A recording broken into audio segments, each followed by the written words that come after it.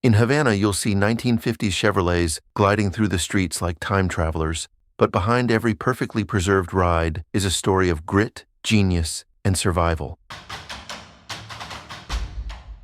Being a car mechanic in Cuba isn't just a job, it's a rebellion against rust, scarcity, and time itself. With no access to modern parts, these mechanics improvise, crafting pistons from pressure cookers and brake pads from old shoes. How skill, creativity, and determination can defy even the harshest economic embargo. And what does life really look like under the hood?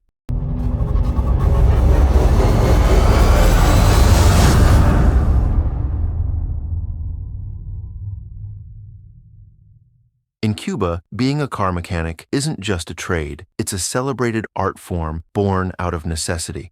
With over 60 years of trade embargoes limiting access to parts and equipment, Cuban mechanics have evolved into world-class improvisers.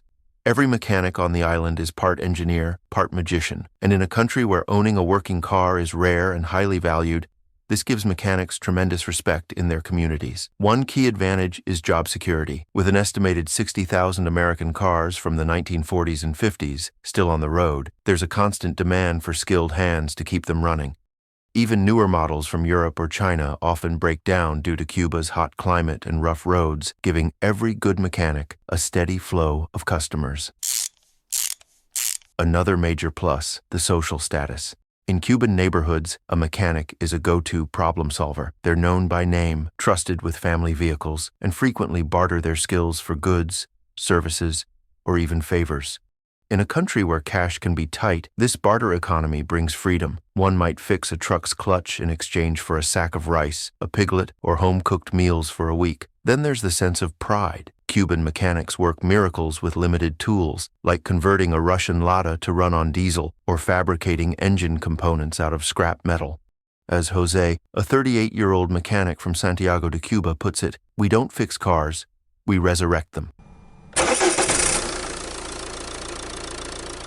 Thanks to the rise of tourism, particularly in Havana and Varadero, many mechanics now cater to rental companies or classic car tour operators. These businesses often pay in foreign currencies like euros or dollars, a huge benefit in a dual currency system where Cuban pesos have far less purchasing power. A skilled mechanic working for one of these operators can make the equivalent of $100 to $150 a month, significantly higher than Cuba's average monthly state salary of $20 to $30. But perhaps the most powerful advantage is legacy. Car repair in Cuba is a generational craft. Grandfathers teach sons, who teach daughters. Skills are passed on, improved, and treasured. In a country that often faces blackouts and shortages, the mechanic's garage is a place of light, resourcefulness, and independence. For young Cubans who dream of autonomy and purpose, becoming a mechanic offers more than an income. It's a path to dignity, ingenuity, and community. While being a car mechanic in Cuba earns admiration, the reality behind the garage doors can be grueling. First and foremost, the embargo-related scarcity that breeds innovation also creates daily frustration. Car parts, even something as small as a spark plug or a brake pad, can be impossible to find legally. Mechanics must spend hours salvaging parts from junked Soviet-era trucks or crafting makeshift replacements from recycled metal. This level of improvisation often leads to fatigue, burnout, and a constant pressure to make do.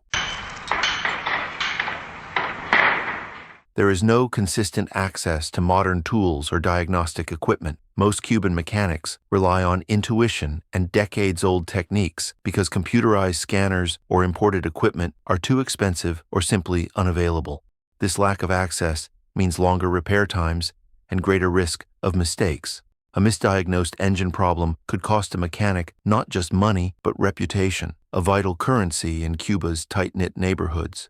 Working conditions are another issue. Many mechanics operate in open-air garages or crude workshops without proper ventilation, protective gear, or safety standards. In summer, temperatures in Havana can soar to over 35 degrees Celsius or 95 degrees Fahrenheit, turning metal into branding irons and making long hours nearly unbearable.